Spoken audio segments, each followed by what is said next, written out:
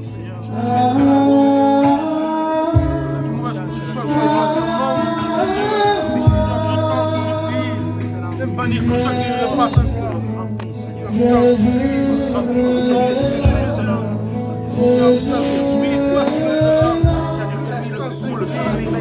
t'en supplie. Débordant de toi, débordant de ta parole, Tu vas prier pour les offrandes et on va demander à Manuel de prier pour son serviteur.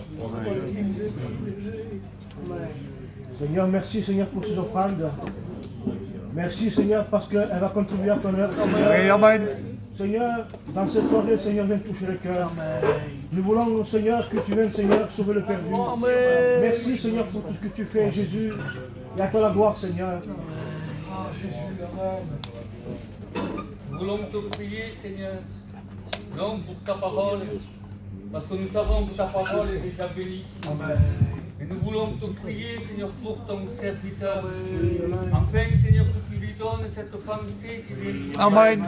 Que tu lui donnes ce langage, Seigneur, facile.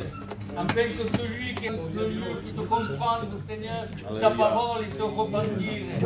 Et à toi, Seigneur, revient toute la gloire. Amen. Voilà, gloire à Dieu. Je suis très heureux d'être au milieu de vous. De voir mon frère aussi. Vous avez un bon pasteur. Amen. Vous avez un bon foyer pastoral même. Prenez-en soin. Que Dieu soit béni. Je sais que vous avez aussi un bon programme cette semaine.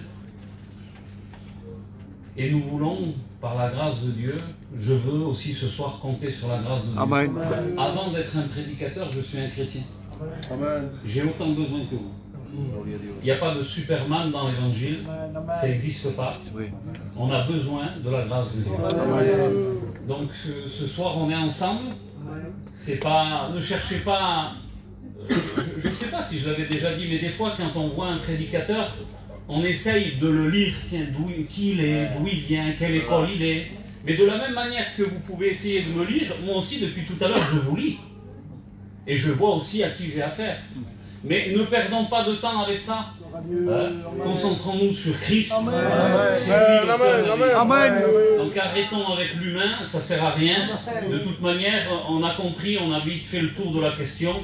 Celui qui bénit, celui qui enrichit, celui qui change une vie, c'est Jésus. Amen. Et je voudrais de suite lire un texte de la parole de Dieu, un texte merveilleux, qui se trouve dans 1 Jean chapitre 1, verset 1. Il dit ce qui était dès le commencement. Ça a été pour moi aussi un déclic, parce que je sais qu'on va dire, je le dis avec mes mots, j'ouvre un peu le bal de cette semaine d'évangélisation, et c'est un commencement. Ce qui était dès le commencement, ce que nous avons vu, ce que nous avons entendu, ce que nous avons vu de nos yeux, ce que nous avons contemplé, que nos mains ont touché concernant la parole de vie. Et la vie a été manifestée, et nous l'avons vue, et nous lui rendons témoignage. Amen. Et nous vous annonçons la vie éternelle, qui était auprès du Père et qui nous a été manifestée. Ce que nous avons entendu, ce que nous avons vu de nos yeux, ce que nous avons touché de nos mains, le but de l'évangile de Dieu. Le véritable évangile. Alléluia. Le but de la parole de Dieu, c'est d'animer, de ranimer, de redonner vie, de donner vie à tes sens spirituels. Amen. Ce que nous avons entendu, ça commence par là, il te faut entendre. Ce que nous avons vu, il faut voir. Ce que nos mains ont touché. Il est question des sens spirituels. Et aujourd'hui, il y a beaucoup de gens qui sont devenus insensibles. Ils ne voient pas, ils n'entendent pas, ils ne touchent pas, ils ne sentent pas, il n'y a rien. Et Dieu voudrait ranimer les sens spirituels. Amen. 1 Pierre 2, verset 3. Si vous avez goûté que le Seigneur est bon. Lui, il a vu l'odorat, le toucher, le goûter. Psaume 34, il dit sentez et voyez combien l'Éternel est bon. Dieu voudrait ranimer les sens spirituels. Amen. Mais que s'est-il passé pour que l'homme a été plongé dans une insensibilité? Psaume 14, verset 1. L'insensé dit en son cœur, Dieu n'existe pas. Pourquoi? Parce qu'il est insensé. Mais pourquoi est-il insensé? Parce qu'il n'a plus de sens. L'insensé, c'est celui qui n'a plus de sens. Il n'y a plus de toucher, il n'y a plus de vue, il n'y a plus d'ouïe, il n'y a plus d'odorat, il n'y a plus de goûter, il n'y a plus rien. C'est mort, excusez-moi le mot. J'emploierai des mots ce soir qui sont peut-être un peu forts. Mais on en voit tellement des choses qui sont fortes à la vue, qui ne nous choquent pas tant que ça. Oui, c'est vrai. L'insensé dit en son cœur, Dieu n'existe pas. Il n'y a plus de vue, il n'y a plus d'odorat, il n'y a plus de toucher, il n'y a plus de goûter. Mais que s'est-il passé? Genèse chapitre 3. Dieu donna un ordre, des commandements. Il plaça l'homme et la femme dans un jardin et lui donna des commandements. Tu pourras manger de tout. Mais tu vois celui-là d'arbre là, tu n'y touches pas, tu n'y goûtes pas. Car le jour où tu en mangeras, certainement, c'est sûr, tu mourras. Et le serpent ancien, le diable, ton ennemi, Satan, tu sais ce qu'il veut? Il veut que tu n'entendes pas. Il veut que tu entendes mal. Il veut tordre le sens de ce qui a été dit, de ce qui a autorité, puisque quand Dieu dit, la chose arrive. Ce qui fait autorité ici ce soir, c'est ce qui est écrit. C'est ce que Dieu dit. Et Dieu a dit quelque chose. Tu pourras manger de tous les arbres du jardin, mais celui-là, l'arbre de la connaissance et du bien et du mal, tu n'en mangeras pas. Et le diable est venu, et il va vers la femme, et lui dit, mais Dieu a-t-il vraiment dit? Ça commence par là. Tu viens depuis une semaine, chrétien depuis 5 ans, 10 ans ou 40 ans, c'est toujours au niveau de l'écoute que ça commence. C'est toujours à partir de là que le diable vient trafiquer les choses. A-t-il vraiment dit? Il commence à toucher à sa sensibilité de l'ouïe, de l'oreille. Il s'adresse à son oreille. Mais Dieu a-t-il vraiment dit? Et à partir du moment où elle engage un dialogue avec Satan, le diable, le serpent ancien, il commence à l'attirer et à l'amorcer. Elle dit, mais non, Dieu sait que le jour où vous en mangerez, vos yeux s'ouvriront, vous serez comme des dieux. Et c'est ce que veut l'homme. Qu'est-ce que c'est l'avantage de Dieu? Il fait ce qu'il veut, quand il veut, où il veut, il ne rend des comptes à personne. Je veux être Dieu. Je fais ce que je veux, quand je veux, où je veux. C'est l'homme. Il dit, mais non, mais Dieu sait que le jour où vous en mangerez, vos yeux s'ouvriront. Et la femme vit. Ah, après avoir entendu, elle vit que le fruit était agréable, précieux pour ouvrir l'intelligence. Une fois qu'il a commencé à faire un travail au niveau de l'ouïe, il commence à faire un travail au niveau de la vue. Elle vit que c'était beau. Elle toucha et elle goûta. Et les sens spirituels de l'homme ont été plongés dans les ténèbres. Et l'insensé dit en son cœur, Dieu n'existe pas. À partir de là, l'humanité a été plongée dans la mort. Romains 5, 12. Car par les désobéissances d'un seul, le péché est entré. Et une fois que le péché est entré, la mort s'est étendue à tous les hommes. Et aujourd'hui, tous sont pécheurs. Romains 3, 23. Car tous sont péchés et sont privés de la gloire de Dieu. Éphésiens 2, verset 1. Vous étiez morts dans vos péchés, vos offenses, dans lesquels vous marchiez autrefois. Et ce texte m'a percuté. On connaît ce texte. Je parle peut-être un peu plus aux chrétiens là. Excusez-moi, je fais une parenthèse 2 minutes. Et il dit, Dieu a préparé des œuvres d'avance afin que nous les pratiquions. Le véritable texte, c'est que nous y marchions dedans. Mais la Bible nous rappelle où est-ce que nous marchions autrefois. Et marcher dans un endroit, marcher dans un contexte, c'est y prendre part, c'est avoir un travail. Les pieds, c'est le symbole du zèle et de la foi. Et la Bible nous dit dans Éphésiens 2, verset 1, vous étiez morts dans vos péchés et vos offenses, dans lesquels vous marchiez autrefois. On le pratiquait et on aimait ce qu'on pratiquait. J'étais bien au chaud dans mon péché, je me régalais. Mais voilà que j'étais mort aux yeux de Dieu. Vous étiez morts dans vos péchés et vos offenses, dans lesquels vous marchiez autrefois selon le train de ce monde, selon le prince de la puissance de l'air qui agit maintenant parmi les fils de la rébellion. Éphésiens 2, verset 3, vous étiez, j'étais moi aussi, par nature, enfant de colère.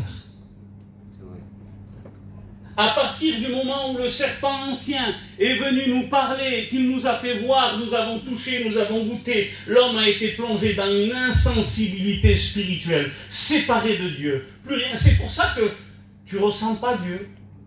C'est pour ça que pour toi, Dieu peut-être est lointain. Et pour toi-même, par rapport à toutes les souffrances, les maladies, les problèmes, les tracas, les souffrances que tu passes, tu dis, mais Dieu n'existe pas. Si Dieu existait, il n'y aurait pas tout ça. Si Dieu existait, pourquoi il a placé cet arbre dans le jardin? J'aurais été Dieu, moi, je ne mettais pas l'arbre, il n'y avait pas de péché. Oui, mais Dieu est amour. Et dans les choses de Dieu, Dieu veut stimuler et appeler ton propre choix. Et lorsque l'homme et la femme étaient dans le jardin, en réalité, l'arbre, qu'est-ce que c'était? Je le dis moi avec mes mots, c'était la manifestation de son amour et de sa justice. C'est-à-dire que voilà les règles. Tu veux qu'on vive ensemble, tu vas avoir une communion, tu vas avoir la paix, la joie, tu veux vivre une relation proche avec ton Dieu, obéis-moi. Mais si des fois tu ne veux pas, tu n'es pas obligé. Mange du fruit et vis ta vie. Cet arbre, c'était une porte de sortie pour nous dire, t'es pas obligé.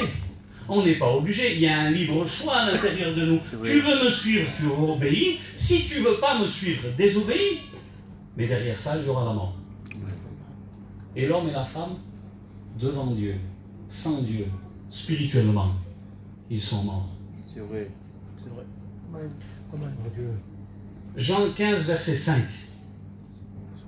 Sans moi, vous ne pouvez rien faire. Amen, amen. C'est vrai. On fait une expérience 2 minutes. Amen, amen. On ferme les yeux 2 secondes. Et on répète ce verset à l'intérieur de nous. Et Jésus nous parle ce soir à tous. Et il dit comme cela. Sans moi, tu peux rien faire. Mais je voudrais essayer de faire. Sans moi, tu peux rien faire. Je voudrais m'améliorer. Sans moi, tu peux rien faire. Je voudrais moins fumer. Sans moi, tu peux rien faire. Je voudrais moins boire. Sans moi, tu peux rien faire. Amen, amen. Et dans Jean chapitre 5, Alléluia. verset 40, c'est le problème de l'humanité. À partir du moment où il a été plongé dans la mort spirituelle, il dit, vous ne voulez pas venir à moi pour avoir la vie. Non seulement l'homme ne veut pas, mais il ne peut pas. Il y a dans l'évangile de Matthieu, de Marc et de Jean, 3 morts et 3 résurrections. Et on connaît les histoires. C'est l'histoire d'une petite fille de 12 ans qui est morte il y a quelques instants. Excusez-moi les mots, c'est ce qui est écrit. Je sais que ça peut des fois remémorer des passages et des moments de nos vies difficiles. Mais le diable, lui, ne se gêne pas. C'est vrai. Alors nous ne voulons pas, nous gêner de proclamer la vérité. Amen. Gloire à Et Dieu. de prêcher la parole C'est de vrai. Dieu. Amen. Amen. Amen. Cet homme, Jairus, certains lui disaient, n'importune pas le maître, ta fille est morte. Et Jésus dit, non, elle n'est pas morte, elle dort. Il va, il s'approche, il prie pour elle, il lui dit, Talita Kumi. Et cette fille revient à la vie. Elle était morte. Gloire à Dieu. Elle s'est assise, et je crois que le texte dit qu'elle voulait manger. Donnez-lui à manger. Un sang spirituel qui revient à la vie.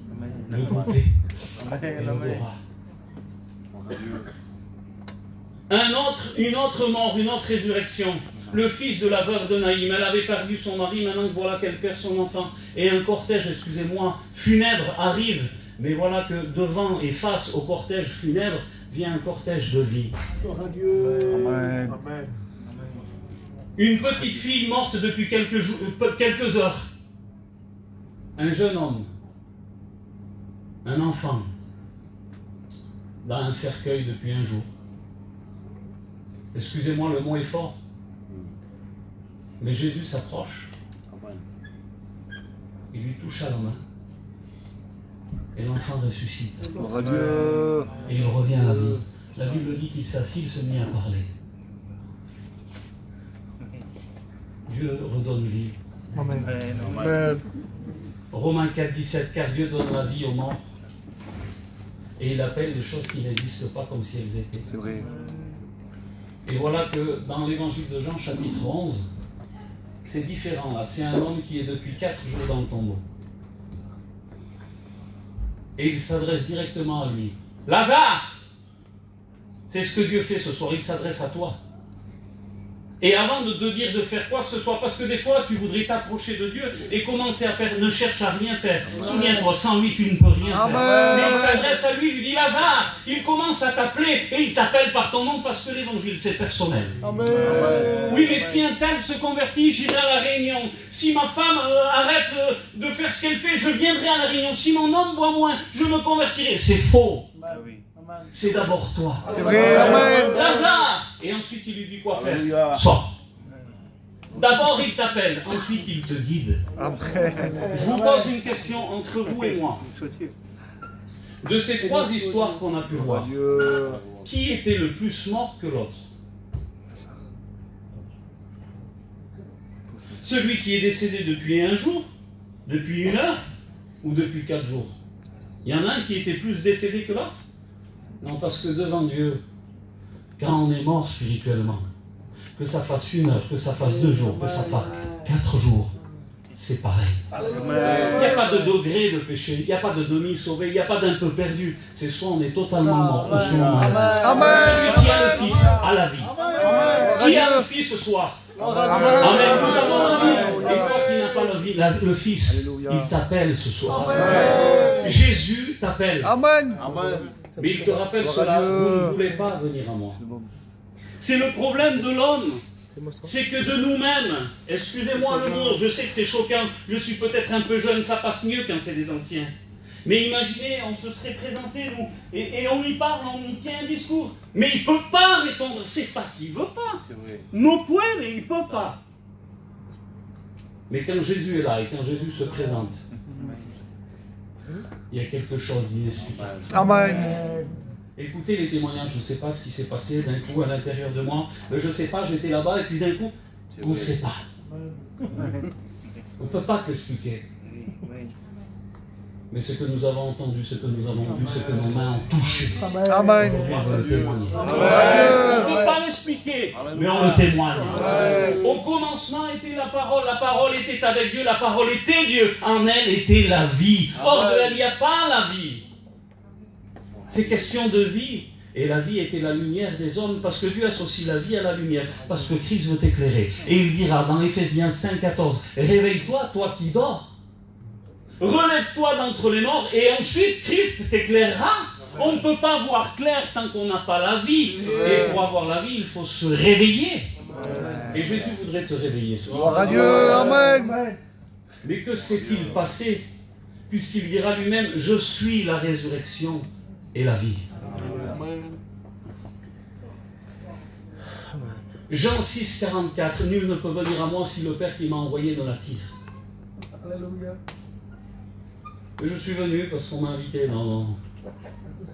C'est Jésus qui t'a invité. Amen. Christ est mort pour te donner la vie. C'est pas une histoire, il était une fois. C'est véridique. Alléluia. Et à la croix du calvaire, lorsque le Christ a déversé tout son sang, les analyses de sang ont été révélées au monde entier. Lévitique 17, car le sang c'est la vie du corps, c'est la vie de l'âme. Et les Jéhovah se sont trompés dans l'image que veut dire ce verset-là. Ils en ont pris quelque chose de plus concret, mais Dieu veut nous parler simplement. C'est qu'aujourd'hui ton sang révèle ta vie, on te fait une prise de sang et ça nous dit qui tu es. Non, je ne bois pas, faisons une prise de sang et on verra. Et lorsque le Christ a déversé son sang sur la croix, les analyses de sang ont été révélées au monde entier. Mais que révéler ces analyses? Sans péché. Amen. Pas une mauvaise pensée, pas une mauvaise parole, pas une mauvaise action, sans péché. Et la Bible dit que Christ est mort sur la croix pour te racheter de la malédiction. Parce que lorsque nous avons été vendus au péché, lorsque nous avons consommé le péché, lorsque nous avons goûté à ce fruit, nous avons été plongés dans les ténèbres. Éphésiens 5,8, autrefois vous étiez ténèbres. C'est à l'intérieur de nous. Ce n'est pas quelque chose que nous étions dans les ténèbres. Non, vous étiez ténèbres. C'est une question de nature. La mort est dans le pot. C'est en nous. Et lorsque le Christ est mort sur la croix, Il est mort pour te racheter de la malédiction. Il est mort parce que tu as été vendu au péché.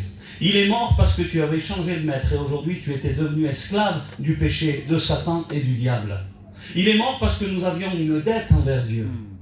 Il est mort pour te donner la vie. Amen. Et la Bible dit que l'aiguillon de la mort, c'est le péché. Mais lorsque Christ est allé au tombeau, il y a un texte fort que je voudrais vous citer. Et je ne serai plus très long, parce que ce n'est pas à force de parole. Mais regardez la puissance de ce texte. Hébreux 2, verset 9. Mais celui qui a été abaissé pour un peu de temps au-dessous des anges, Jésus, nous le voyons couronné de gloire et d'honneur à cause de la mort qu'il a souffert. Ainsi, par la grâce de Dieu, il a souffert la mort pour tous. Et dans le mot souffert, en grec, c'est le mot goûter. Il a goûté la mort. Dans une autre version, il dit il s'est délecté de la mort. Mais comment est-ce possible de goûter? C'est un sens spirituel qui est vraiment très développé, le goûter spirituel. Et la Bible dit que lui, il a goûté à la mort. Il est allé jusqu'à la mort pour toi et moi, pour te donner la vie. Amen. Et ce qui prouve que nous sommes tous pécheurs, c'est qu'aujourd'hui, tôt ou tard, on va tous quitter cette terre. Le péché nous a atteints. On pourrait se dire, mais moi, j'y étais pas dans le jardin. Pourquoi est-ce que la faute d'un tel, ça me revient à moi? Lorsque la France gagne la Coupe du Monde, on a gagné, mais en réalité, on n'a pas joué, nous. Mais parce qu'eux, ils ont gagné, nous sommes gagnants. Et bien, c'est de la même chose pour Adam. Nous étions en Adam, et parce qu'il a perdu, nous sommes perdants. Mais la Bible dit que Jésus a goûté la mort. Et un jour, un ancien donnait cette image. Et je voudrais la reprendre ce soir. Il donnait cette image et il s'imaginait, lorsque Christ est mort sur la croix, une réunion satanique avec Satan et ses démons. Tu sais qu'il y a plus d'un tiers des anges, il y a des milliards et des milliards d'anges, mais un tiers des anges ont suivi Satan, et aujourd'hui c'est des démons et ils te font la guerre. Et cet homme de Dieu donnait cette image spirituelle, et il s'imaginait Satan avec une réunion satanique et tous ces démons, lorsqu'il a vu le Christ mort sur la croix, et il disait « Bravo mes démons, on a gagné, champagne, gâteau à la crème !» Et il se réjouissait de la mort de Christ, parce que Christ a goûté la mort pour toi et pour moi. Mais vu que l'aiguillon de la mort, c'est le péché, vu que le péché ne l'a pas atteint, vu qu'il n'a jamais péché, le troisième jour, Gloire à Dieu, Amen. Gloire à Dieu. Satan aurait entendu un bruit, il l'imaginait comme ça, mais c'était tellement merveilleux que je le reprends. Il disait, attendez, stoppez tout. Et il commence à entendre dans le tombeau. Christ est ressuscité. Amen. Christ est ressuscité. La mort n'a pas eu d'emprise sur lui. Il a goûté la mort, mais la mort n'a pas pu le retenir. Pourquoi? Amen. Je ne peux pas le retenir. Il n'a pas péché. Il est ressuscité pour te donner la vie. Amen. Mais qu'est-ce qu'il faut que je fasse? Arrête de chercher à faire. Il y a trop de gens qui veulent s'approcher de Dieu, mais qui voient eux-mêmes des chrétiens qui essayent de faire, et qui se fatiguent. Et quelqu'un qui est fatigué, il est fatigant et il fatigue les autres. Et quand on voit des chrétiens qui sont plus fatigués que ceux qui arrivent, comment est-ce que vous voulez qu'ils soient pas fatigués? Et vous savez pourquoi on est fatigué? Parce qu'on compte trop sur nous. Sans moi, vous ne pouvez rien faire. Nul ne peut venir à moi si le Père qui m'a envoyé ne l'attire. Sans moi, vous ne pouvez rien faire. L'évangile, c'est pas compliqué. On demande aujourd'hui à un musulman, est-ce que tu sais si tu es sauvé? Ben, si je fais le bien, normalement, je serai sauvé. On demande à un bouddhiste, ben, si je fais des exercices, j'arriverai à trouver la paix. On demande à un juif, si j'observe toutes les mitzvot, toutes les règles, je serai sauvé. On demande à un chrétien, mais t'es sauvé comment? Non, moi, c'est vraiment pas par mes mérites. Parce que je ne mérite pas d'être sauvé. Éphésiens 2, verset 8, car c'est par grâce que nous sommes sauvés, par le moyen de la foi. C'est un don de Dieu et ça ne vient pas de nous. Jacques 1,17, tout don parfait et toute grâce excellente descend d'en haut. Mais si tu continues à chercher en bas, tu vas te fatiguer. Ne cherche pas en toi ce qu'il n'y a seulement qu'en lui. Ne cherchons pas en nous ce qui est en lui. Et le problème, c'est qu'on essaye. Ça, faut plus que je fasse. Ça, faut plus que je fasse. Faut plus que je fasse. Arrêtons d'essayer de ne pas faire. Concentrons-nous sur ce qu'il faut faire. Mais que faut-il faire? Jésus lance la plus grande invitation. Et je m'arrêterai là-dessus. Il dit dans Jean 5, 40, vous ne voulez pas venir à moi. Et il le sait que si t'arrive pas quelque chose. Parce que qui est venu ici un jour en disant « Oh, j'aime Dieu de nature depuis que je suis petit ». Non, il nous est arrivé quelque chose qui nous a fait qu'à un moment donné, on s'est arrêté. Qui est venu me chercher, le frère?